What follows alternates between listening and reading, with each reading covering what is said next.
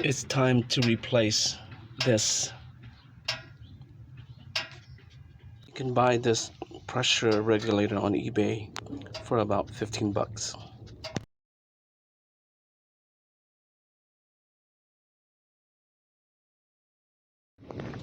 Comparing the two units, old, new, slight difference, but it should fit.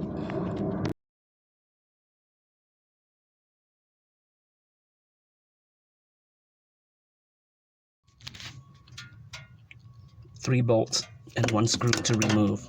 1, 2, 3, 4. 10mm socket. 1, 2, 3. Loosen this Phillips screw. Using pliers, pull the two hoses off this and this. Be careful not to rip it. Pull the unit off.